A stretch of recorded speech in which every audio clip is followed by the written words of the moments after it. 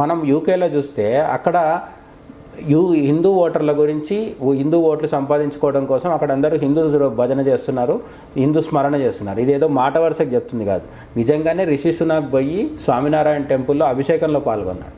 Rishi Sunak ఒక గుడికి వెళ్ళడం, పూజల్లో పాల్గొనడం, హిందూ ఓటర్లను ఓటేయమని అడగడం పెద్ద ఆశ్చర్యం కాదు. ఎందుకంటే ఆయన వ్యక్తిగతంగా ఇప్పటికీ హిందువే, ఆయన ఏమి క్రిస్టియనో ముస్లిమో అయ్యి హిందూ గుడికి రాలేదు. కాబట్టి అది కొంతవరకు ఓకే, మనం అది ఊహించిందే. ఎందుకంటే లాస్ట్ చాలా సంవత్సరాలుగా కూడా మొన్న మురారి బాపు వెళ్ళి అక్కడ రామాయణ ప్రవచనం చెప్తే కూడా ప్రత్యేకంగా ఈయన హాజరవడం జరిగింది.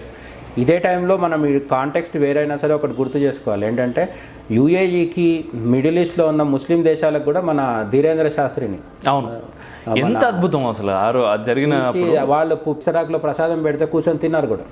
వాళ్ళు ఏదో మతం మారిపోయినారు, వాళ్ళు హిందూ మతంలోకి వచ్చిందని కాదు, కాకపోతే ఒక మతం ఇంకో మతాన్ని ఎట్లా గౌరవించుకోవాలనేది మా ఇక్కడ ఉన్న సెక్యులర్ నాయకులకి వాళ్ళు నేర్పిస్తున్నారు.